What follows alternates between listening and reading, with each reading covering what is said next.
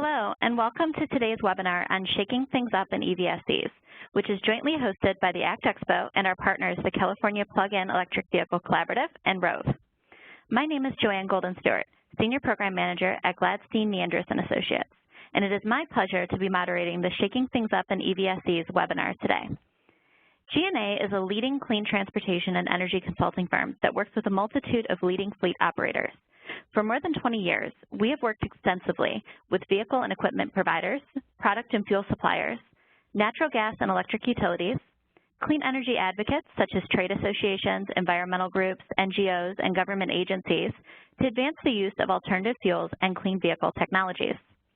Along these lines, G&A has a full-scale events and marketing team that produces a series of clean transportation conferences, including the Alternative Clean Transportation Expo, or ACT Expo. We believe ACT Expo is the largest clean fleet conference and expo in the world, representing all alternative fuels and efficiency technologies for all weight classes. I'm excited to lead today's conversation on electric vehicle charging stations, more commonly known as EVSE. Every current and prospective EV driver is aware of the common term range anxiety to describe the fear that your electric charge, combined with either an unawareness of or entire lack of public charging options, will not get you from point A to point B. Consumers and fleets alike confront this challenge when considering whether battery electric vehicles make sense for their needs. With EVs now moving past the early adopters, many consumers and fleets are examining this issue more than ever before. And for this reason, we have prepared a one-hour webinar to really discuss how and what the industry is doing to make fueling these vehicles easy, convenient, and habitual. Joining me is Lisa Chilidakis from the California Plug-in Electric Vehicle Collaborative, who will be giving opening remarks on the webinar, followed by Will Barrett from Clipper Creek, David Peterson from ChargePoint, and with concluding remarks from Brendan Jones from Rove. We will end with moderated questions and answers. Before we set sail, here are just a few things to keep in mind as we go through each presentation.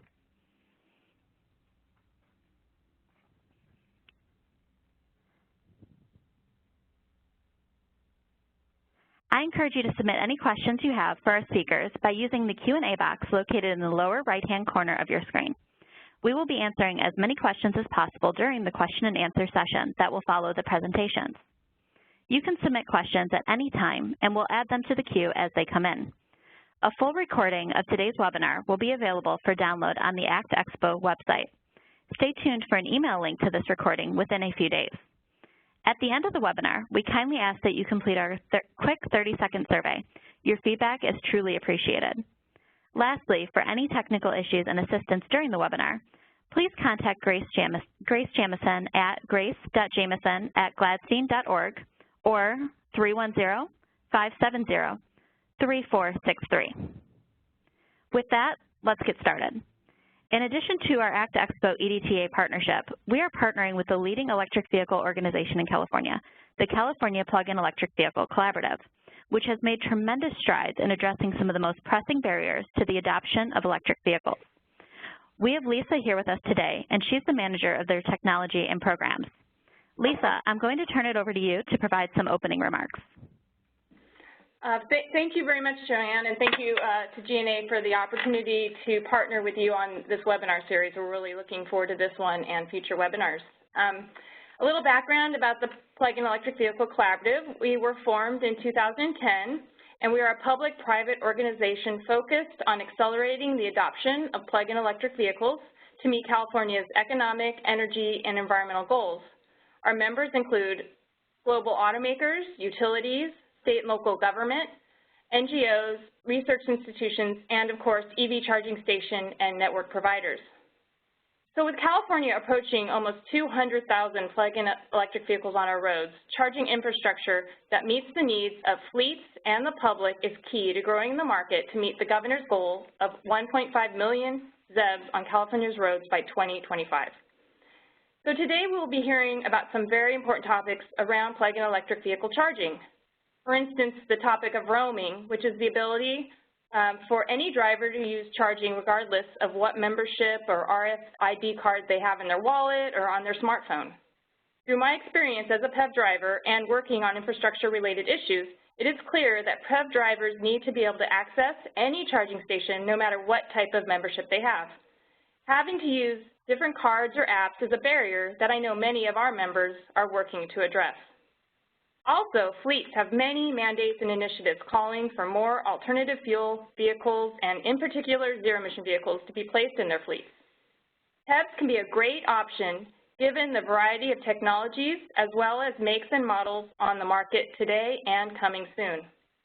From plug-in hybrids that can get 50 miles of all-electric range and then have a gasoline engine for longer trips, to a variety of all battery electric vehicles with ranges of 70 miles or higher that can reliably do many of the shorter trips that fleets need.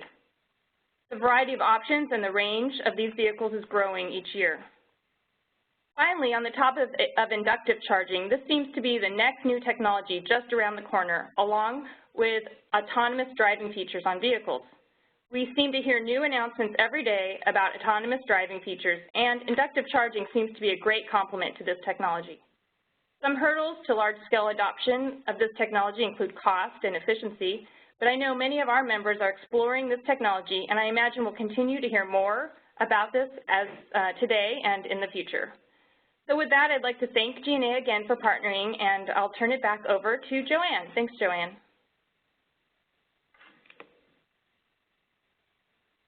Everything you continue to do to advance the industry. Now I want to turn to Will Barrett from Clipper Creek. Will Barrett is the sales manager for Clipper Creek, and he managed the Reconnect California grant program funded by the California Energy Commission and Clipper Creek, resulting in the installation of more than 750 EVSEs at over 300 sites in California. As an expert on EVSE infrastructure and electric vehicle market, Will's primary focus is on consumer education. He is also an electric vehicle enthusiast and drives the Fiat 500e. Will, the floor is yours. Thank you, Joanne.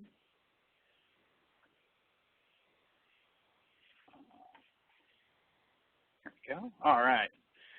So just a little bit about Clipper Creek. Clipper Creek, we manufacture EVSEs. We're located in Auburn, California, where we do all of our manufacturing. We were incorporated in 2006, founded by a couple of gentlemen named Jason France and Mike Rogers, who have been in the industry since the mid-90s. They actually developed their first EVSE in 1994.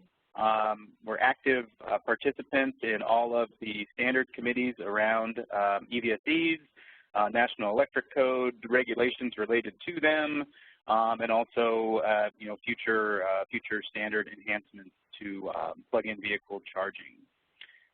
Again, we produce all of our products here in Auburn, California, and our equipment is recognized as a gold standard in the industry for quality, reliability.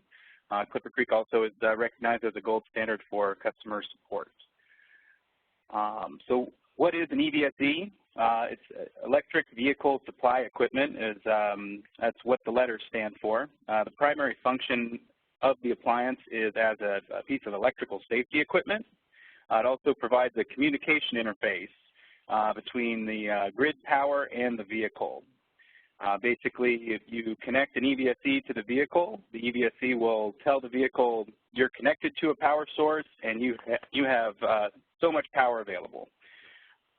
And from that point, the vehicle will take over and begin the process of transferring power, through the EVSE, from the grid through the EVSE into the vehicle, so it can use that to refill its batteries.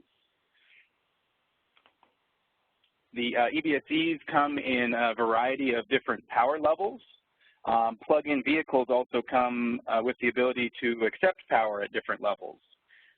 So every plug-in vehicle is usually going to come with what they call a level 1 EVSE or a cord set. Level 1 EVSE is going to be something that you plug into a standard 120-volt outlet, or you wire up to a standard 120-volt service. Usually allows for low power charging. Some people call it a trickle charge. With level 1, you can, generally speaking, fill up the vehicle in anywhere from 8 hours to 24 hours. Some vehicles a little bit shorter, some a little bit longer, depending on if it's a regular passenger vehicle or if it's a large commercial fleet truck. They can take a whole lot of time. The other power level is what they call level 2 charging. So that's going to be something that's at a 208 to 240 volt range. That allows vehicles, the same vehicles to fill up in anywhere from 2 to 4 hours, with, some exceptions for really big fleet trucks that may take a little bit longer at that level 2. In addition to that, there's what they call DC fast charging, which is a different, slightly different style. In level 1 and level 2, the EVSE is passing AC power through to the vehicle, and then on the vehicle, the actual battery charger is on board. Power is converted from AC to DC, and that DC power is used to charge the vehicle's battery packs.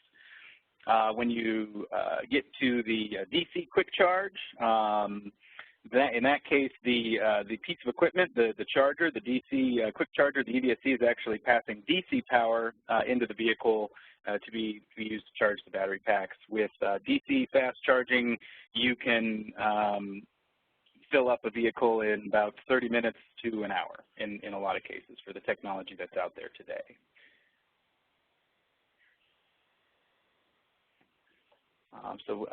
Moving on to fleet applications. So fleets can provide an interesting environment, an interesting set of challenges for an EVSE. Fleets are also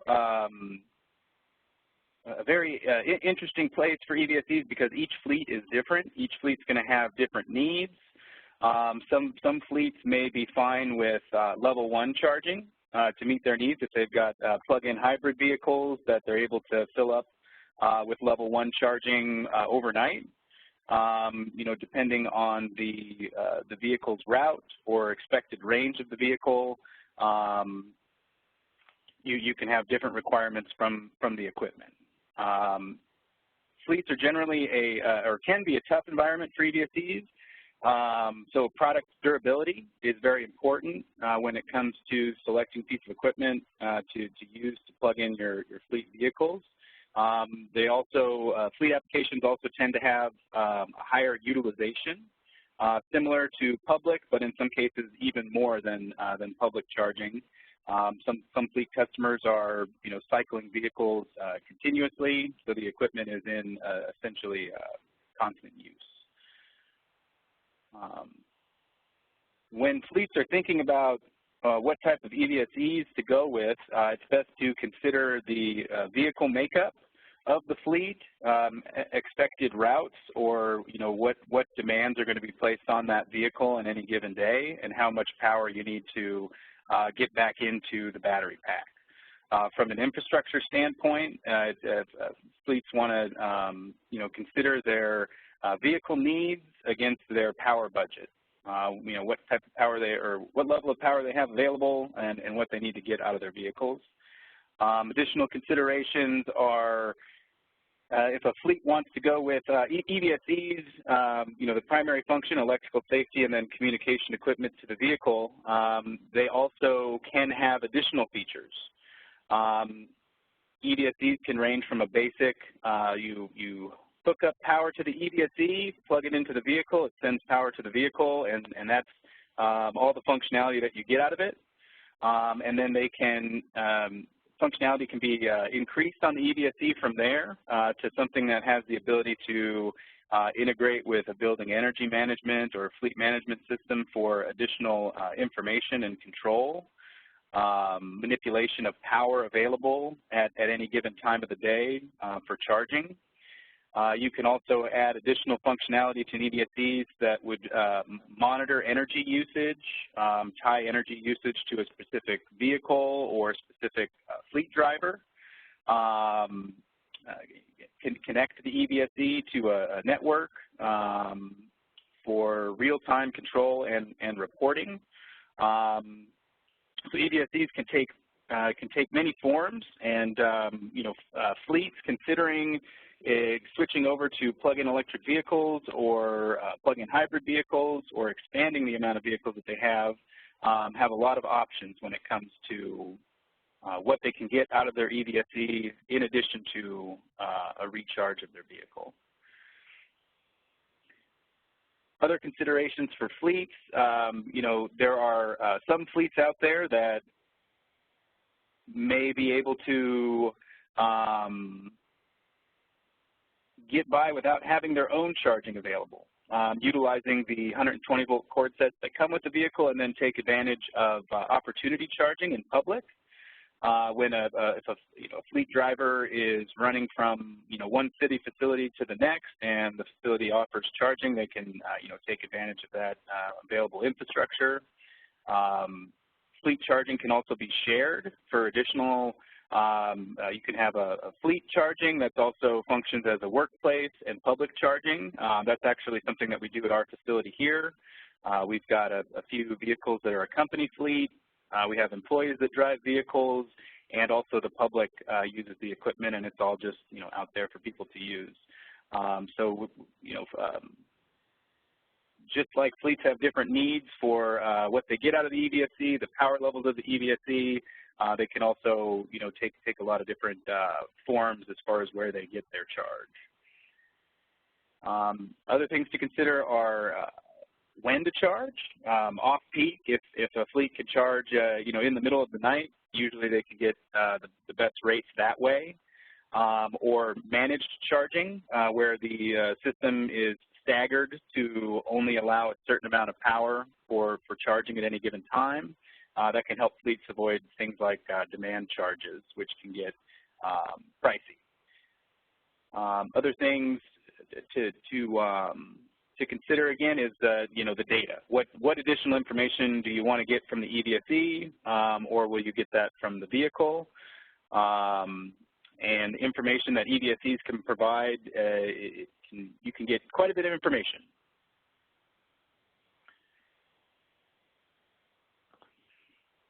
So pricing models, and this is going to sort of focus on, as far as the hardware cost, focus on Clipper Creek's offerings, which there is equipment out there that could be a little bit more expensive than our top number. Generally, we offer EVSEs that range from $379 from our basic low power system up to essentially $4,000 for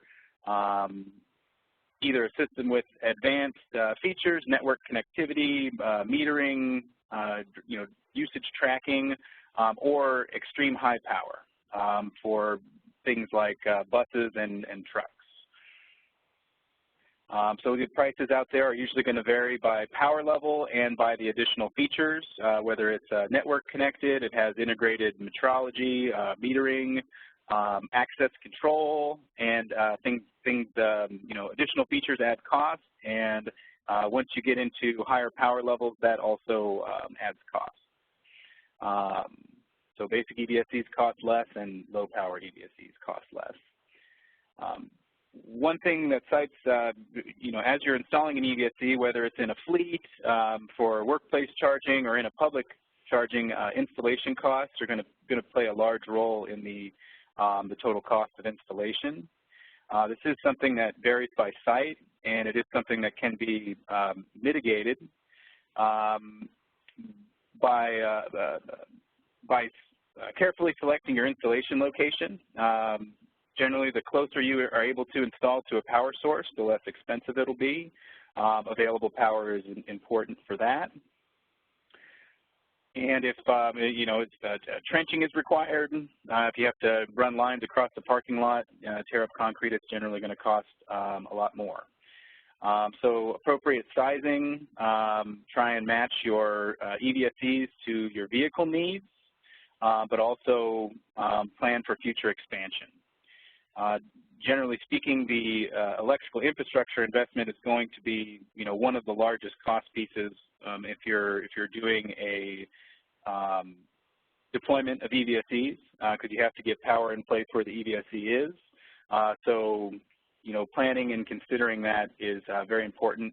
One of the really good things about the electrical infrastructure and the EVSEs, I know Lisa had mentioned inductive charging. All of the EVSEs that I've been talking about are conductive EVSEs, so you're plugging a cord into the vehicle port, where inductive is a new technology that is being talked about out there, certainly, which is essentially a pad that the EVSE drives over, and you don't have that physical connection.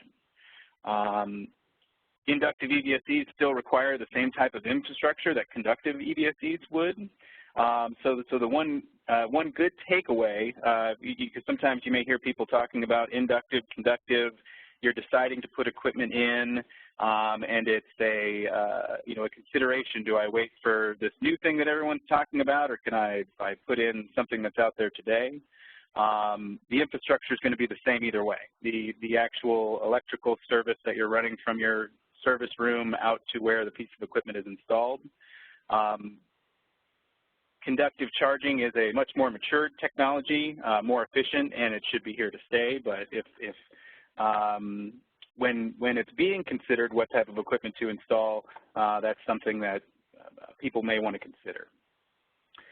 Generally, operation and maintenance of the equipment, for fleets in particular, having a preventative maintenance cycle is a good way to ensure uptime.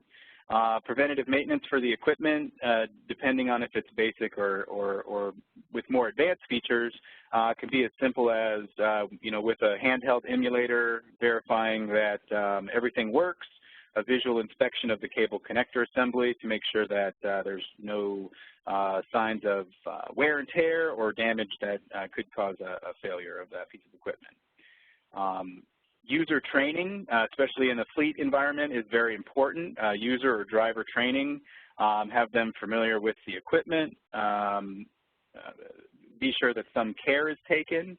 One of your most vulnerable pieces in the equation is the cable and connector assembly.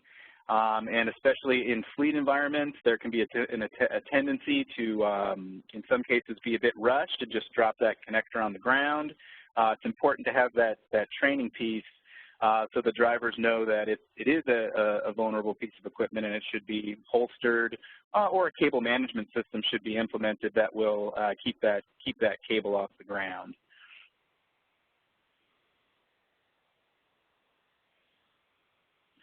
And then just to wrap it up, a quick slide on roaming. So roaming is mentioned in the introductions there, but where we are today, this comes up in public charging. You've got a variety of different service providers out there for the public infrastructure that is connected or that has collects a fee for use, essentially, requires authorized access to be able to use the equipment. And there are, several service providers out there that all have their own network, and they all have their own access control scheme, whether it's through a driver app, like on a smartphone, an RFID card reader, where you have to have a specific RFID card to be able to utilize a specific brand of station or a specific network of station. So this requires drivers to be enrolled in multiple different payment setups, be a member of multiple different networks, and it becomes an additional item that has to be managed when you're planning a trip on a plug-in vehicle and you want to take advantage of public charging infrastructure out there. So where we are today is it's a little bit of a mess. The good thing is that the equipment is out there. People are able to charge if they are a member of the specific network, and all of the networks allow for ad hoc additions. So you can call them up usually when you're in front of the station and get a charge going. So that's a good thing that we have the infrastructure. But where it should be in the future, universal access. If you have a network, you should be able to use stations. Just like if you have a ATM card, you can go to a participating ATM and use it even if it's not your bank. So a wide range of topics there. Thank you very much for the opportunity to discuss them. Thank you, Will. Clipper Creek is one of the foremost leaders in EVSE, and it's great to hear how you're working to address some of the challenges in the market and also to deploy more chargers for consumers and fleets alike. I also just want to remind everyone who is on the webinar that if you have any questions for Lisa or for Will or for David, who's going to be coming up next, and for Brendan at the end, please make sure to enter them into the question box, and we will ensure that we get to them at the end of Brendan's PowerPoint presentation. Now I want to turn to David Peterson from ChargePoint. As Director of Fleet Solutions, David manages utility and fleet-related business and product development. David joined ChargePoint from Nissan, where he led EV market development and charging infrastructure strategy, which included fleet and workplace programs. He holds a BA from UC Berkeley and a master's degree in transportation planning and policy from UCLA, where he focused on new value creation at the intersection of mobility and energy. So with that, David, whenever you're ready. Thanks, Joanne. It's a pleasure to be speaking with everyone this morning, and thanks to the PV Collaborative and to GNA for hosting. And ChargePoint's really looking forward to exhibiting at the ACT conference in May.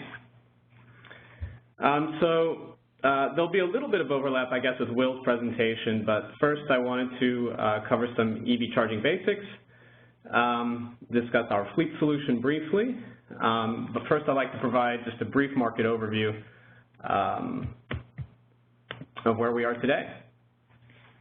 So fundamentally, driving an EV is just a better way of driving. I've been driving a Nissan Leaf since 2012, and it's just phenomenal. I never expected to enjoy it as much as I do. The acceleration's awesome, it's quiet, tons of perks.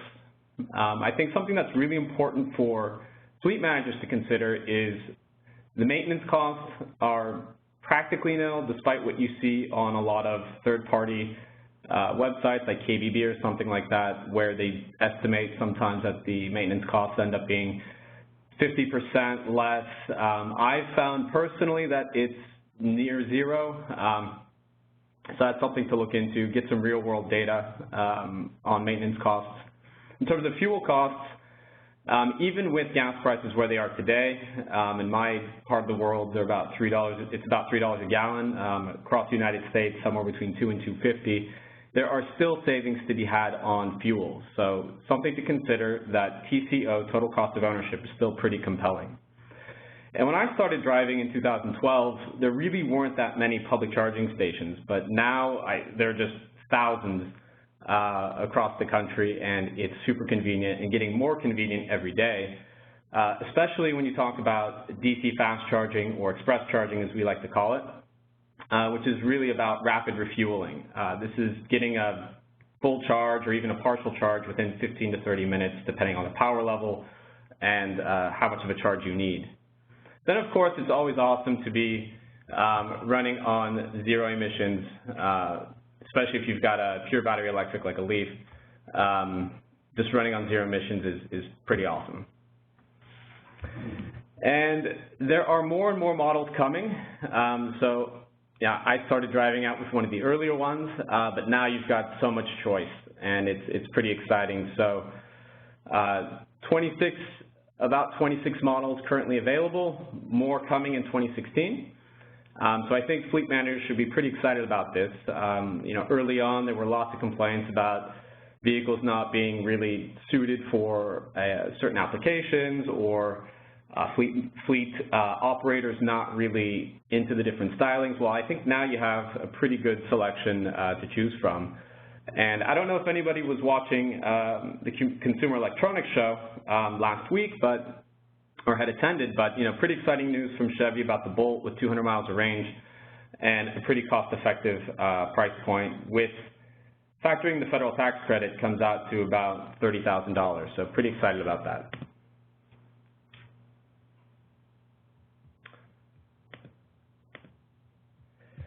So, as I mentioned, more and more charging stations popping up across cities and between cities. And that's because businesses and also public entities like municipalities have really found ways to align their interests and their business objectives with EV charging.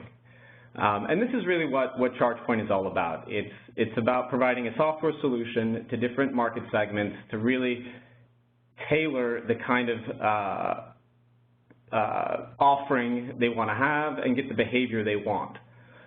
So for example, in a fleet scenario, fleet may want to have a dedicated behind-the-fence charging station and would like to prevent other employees or visitors from using that charging station, have it available for the exclusive use of the fleet. So, having the kind of software that allows you to manage access policies, recognize who's an authorized user, who isn't, when can they access the charging station, when can't they? I mean, that's really important. And that's just a fleet example, but we've got a whole bunch of different things you can do with our software depending on the market segment you're in. A final example would be like in retail.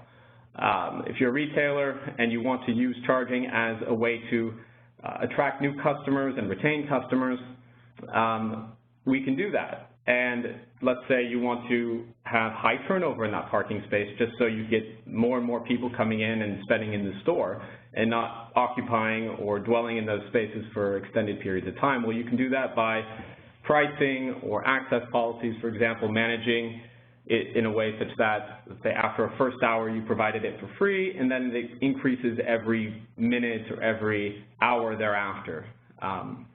And there are really great ways you can attract customers. We have something called ChargePoint Places, which enables retail entities to promote their business with specific offerings to our EV drivers.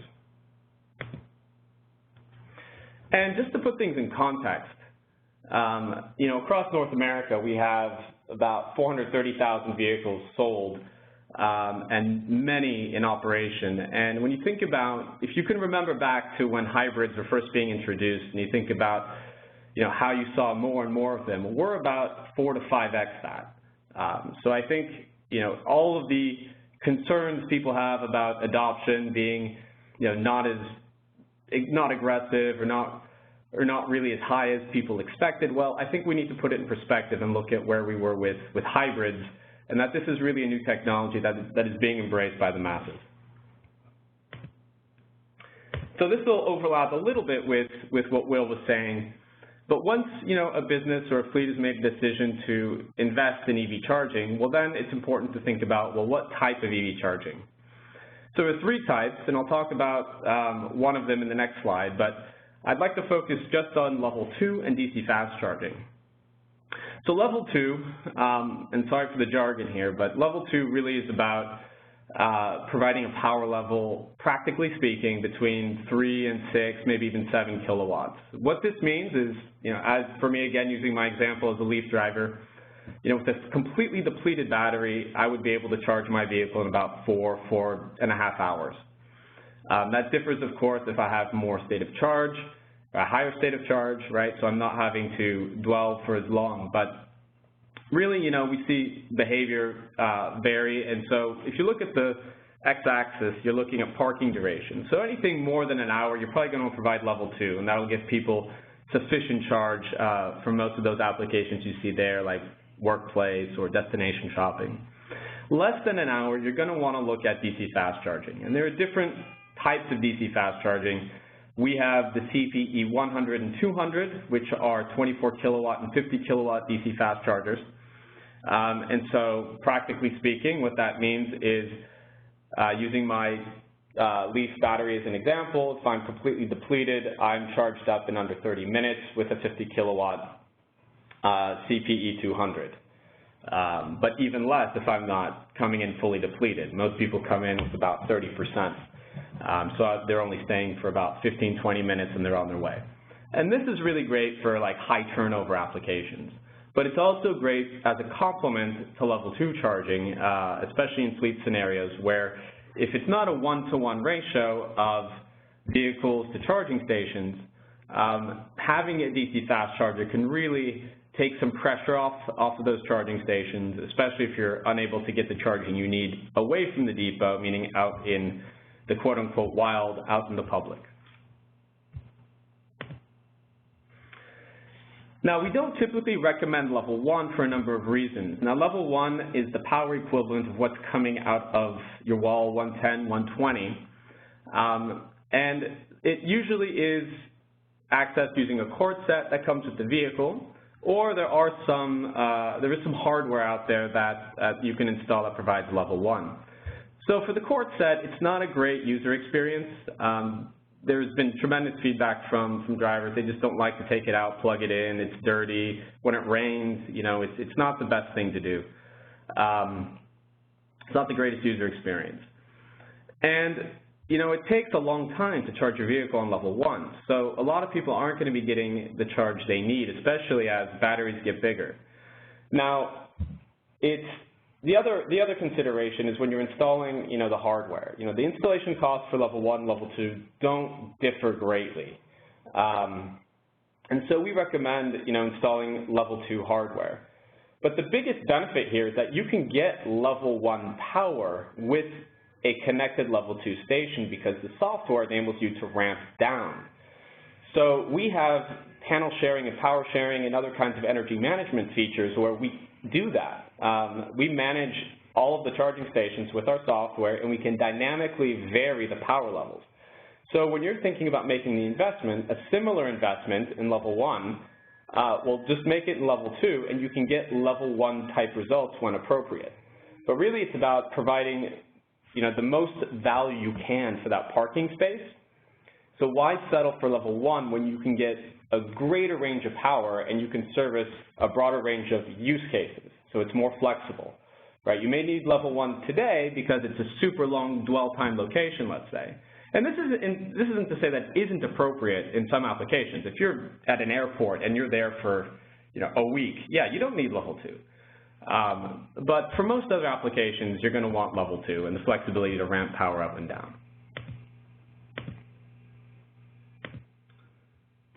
And so just to recap, you know, ChargePoint has services for drivers, and so we have an app where drivers can locate charging stations, know if they're available, sign up for things like wait lists so they can get into a queue depending on the application. And so that's something you can only do with smart charging. Being able to price charging, provide access control.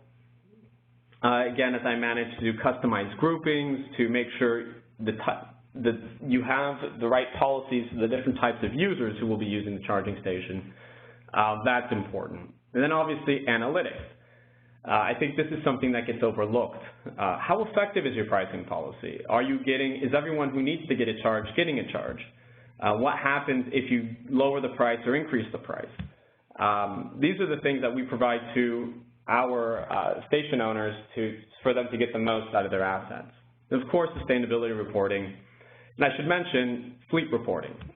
We've integrated with a number of software management fleet management software companies, which we understand is very critical because we know EVs today are only a subset of the broader set of vehicles that are under management, and we do need to interface with other fleet management software that's out there. And so, you know, when it comes to fleets, there are a number of things, 4 here that I've noted that we think are pretty important in our solution. So when you have a ChargePoint card, that's really a fleet card. That's a fleet fueling card. And we know that a lot of fleets use fueling cards, and so we've gone ahead and integrated with a number of them, one of them being WEX. And so when you get into your EV and you need to go and access a charging station, you basically use your ChargePoint card. But you'll see all of the transactions, and you'll get the full reporting from WEX, so it looks just like a single report, and you won't be getting dual reports from multiple fuel card providers like ChargePoint. So we really make it seamless for you. But building on top of that, and Brendan Jones from Rove is going to talk about this later, you know, and ChargePoint is a founding member of Rove. You know, you're going to be able to roam across multiple networks, so not only the ChargePoint network. So this is really enhancing the value of that fleet fueling card, which we think gives fleet managers phenomenal value. And of course, if you're an individual driver, right, that gives you the ability to roam across multiple networks, increasing the value of EV driving. And we understand that there are multiple types of fleets, right, that either charge at the depot, that use workplace charging stations, so we call that a mixed-use scenario where the charging stations are shared. and those that rely entirely on public charging. So recognizing that and thinking about things in terms of the fuel card and what fleets need in terms of reporting, we're treating the ChargePoint fuel card just like any other fuel card. If you want to go out in the wild, we want to make sure that you're getting the price certainty, that you are getting price certainty for your operations, and we're able to ensure that you're getting the most favorable pricing out there. So if you're able to guarantee a retailer or a host of retailers guarantee demand, we would be able to arrange for fixed pricing. And then, we also understand that odometer entry is really important. So we have an ability to map the driver to the vehicle, and so they just scan their fuel card on the app, and so then we recognize them, and that unlocks a whole suite of services for fleet applications for that driver. And we can also do all sorts of things with odometer entry, automated or manual in the app. And then, as I mentioned, we do all types of optimization, such as setting a power ceiling or panel sharing or power sharing at the port level to ensure you're minimizing your electricity costs.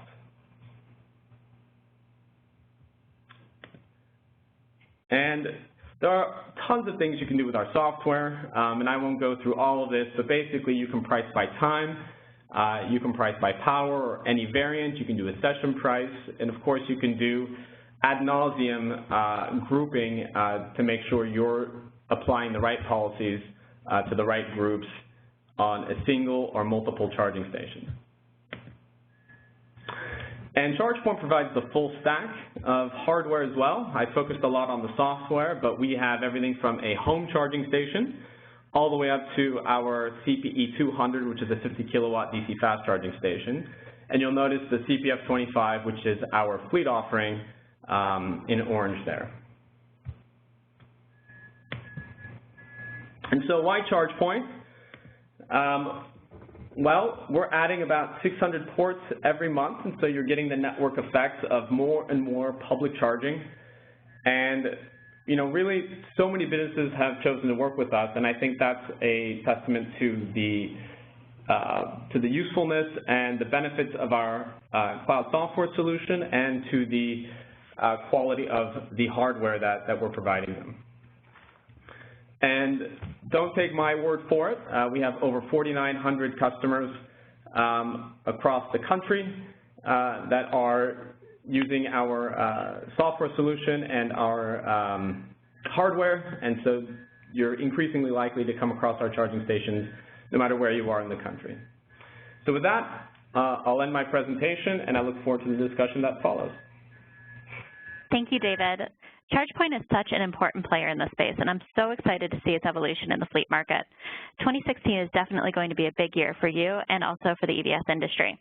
Now, I want to turn to Brendan Jones from Rove, which is a newly formed association focused on adopting and promoting universal industry standards to provide accessible and convenient EV charging across multiple charging stations and charging networks.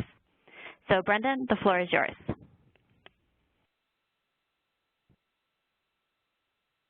Can everybody hear me all right? Just want to double check on sound. Yes, you're good. All right, excellent. Well, thank you for allowing me to speak today. I noticed that the time is running short, so I'll focus on being very brief in my comments. Today I'm speaking on behalf of Rove as the Vice Chairman of the Rove Association. In my day job, I'm a Vice President with EVgo, who is the largest provider of DC fast charging in the world and in the country today, and is a customer-centric network that is focused on delivering services to OEMs and to OEM customers specifically. As far as Rove is concerned, Rove is an organization that has been under development for the last 36 months. We're focused on electric vehicles, and it is a quasi-trade association. And it's created primarily to increase adoption of electric vehicles by creating a seamless experience for the customer. as was pointed out by the earlier presenters, we do sort of have a witch's brew of solutions in terms of networking. You can have as many as 6 and 7 cards in your wallet to various different networks, different pricing plans, different everything. So the goal of Rove is to reduce that complexity and make charging seamless for customers regardless of their association with a particular company or vehicle brand. We're a neutral collaboration, so while we're competitive groups belong to Rove, we do find a way to get along with each other, which is quite impressive to some of us, our fierce competitors. Blink, ChargePoint, Energy, EVgo, BMW, and Nissan are all the founding members of the association. There are other newer members, such as Audi North America has just recently joined, and a whole bunch of others that have come to the fold as well. We have over 10 members that are paying dues today, and that number is likely to increase over time. When we look at the alignment and how we want to align the Rove Association, we look at cross-network charging provides benefits to a whole swath of individuals. First, we have the OEMs. Then we have the EV charging manufacturers. Then we have the EV charging networks. We have the EV drivers. We have station hosts if you're operating under a model where you're selling equipment. And then we have utilities that are determining whether they want to be in the EVSE business or not. So Rove seeks to provide solutions for all of these groups simultaneously. So if you look at enhancing the adoption of EV, EV charging infrastructure is not extensively available across the United States.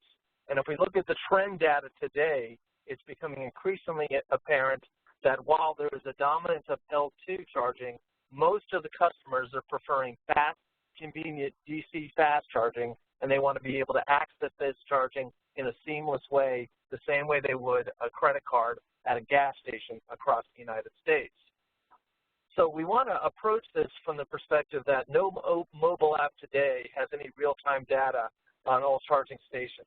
Stations today require RFID cards, which aren't completely interoperable. What you have today on interoperability, you have Nissan, who allows their customers to have one card, but yet it has multiple accounts across 7 different charging networks. BMW has one card that has one account, but that account limits their customers' reach onto other stations. So you've got 2 OEMs that have a patchwork approach that doesn't solve it for all the charging stations, and then the rest of the OEMs have multiple approaches that are as well inconvenient. So again, Rove seeks to bring these all together under one card and one account. When we talk about the future, so first let's look at this slide, which says here we have charging network A, charging network B, and charging network C. Then we have charging network A account, B account, and C account, and then at the bottom there, the EV driver. Of course, we want to get away with from this different format here.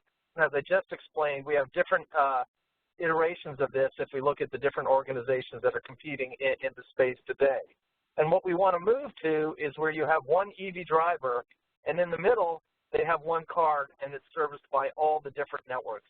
So it doesn't matter. Billing behind the scenes is synonymous. They have one card, one account, one bill, and that's the goal.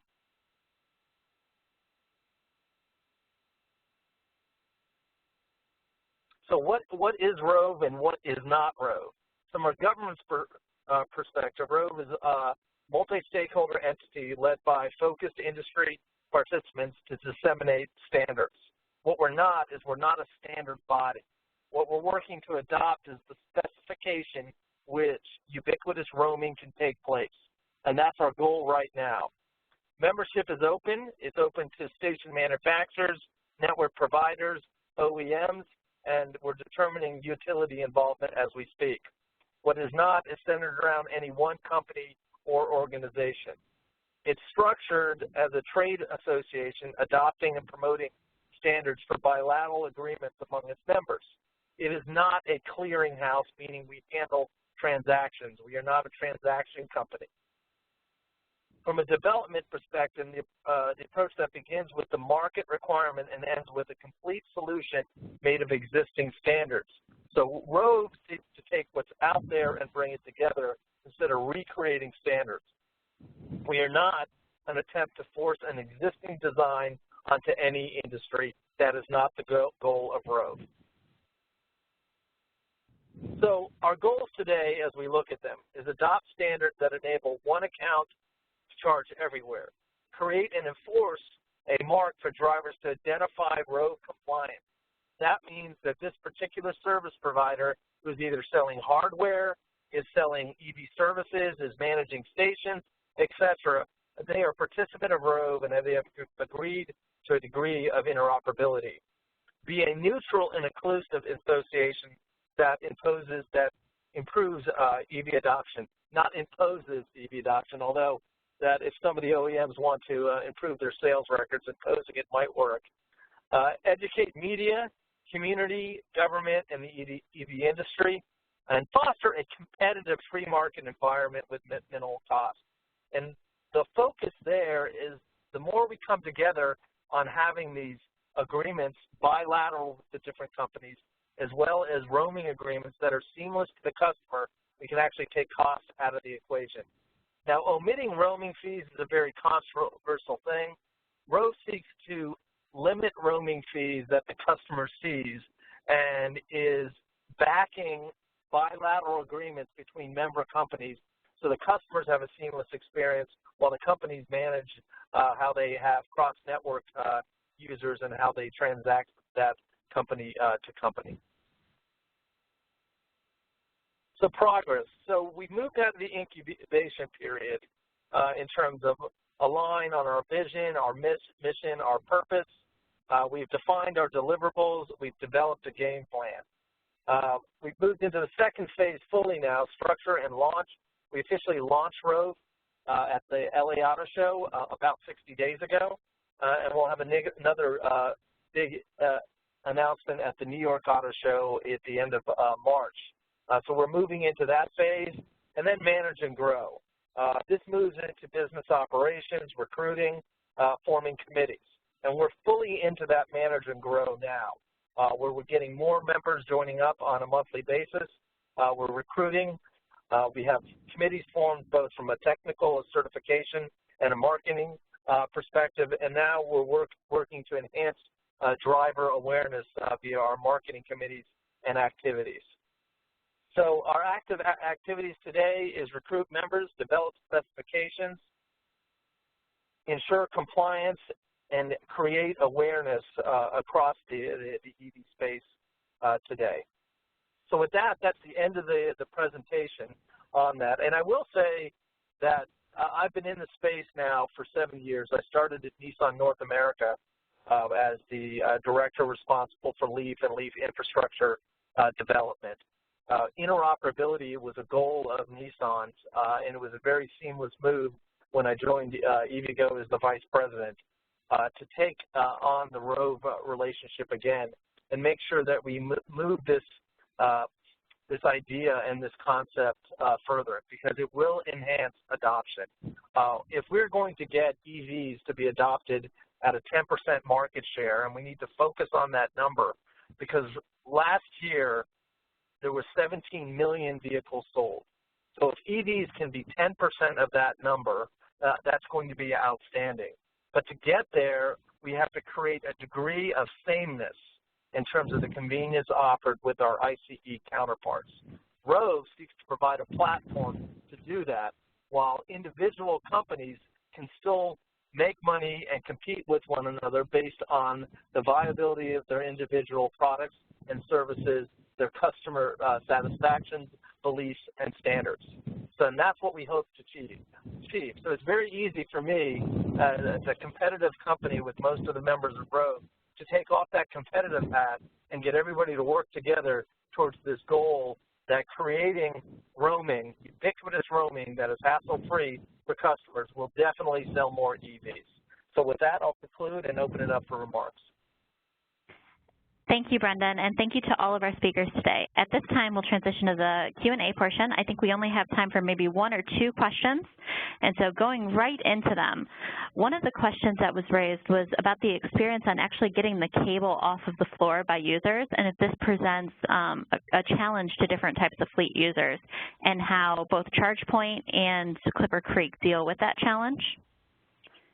So, Will, if you want to maybe go first. Absolutely.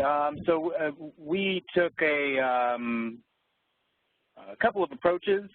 One is we offer cable management solutions that would you would mount a cable retractor to the wall or on an extension to one of our pedestals, and that would effectively keep the cable off of the ground.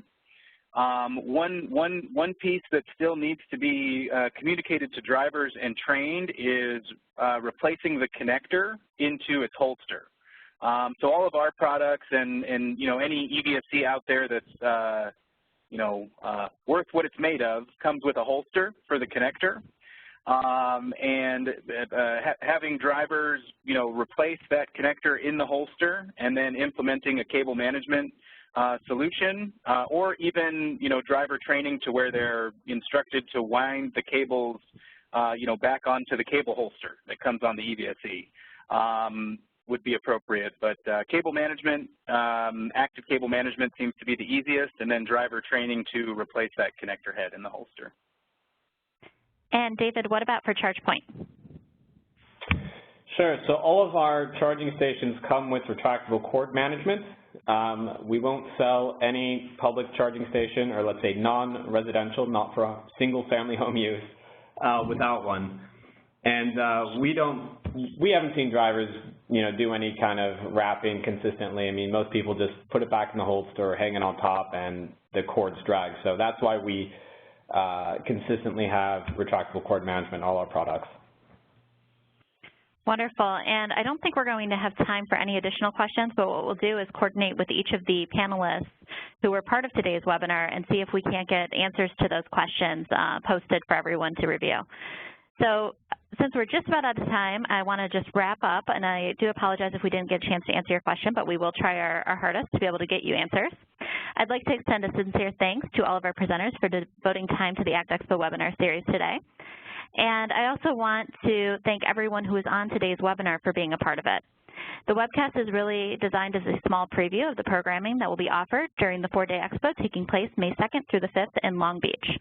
We had more than 270 individuals register for today's webinar, drawing attention to the incredible interest in electric technology as a solution to deliver both economic and environmental benefits to the transportation industry.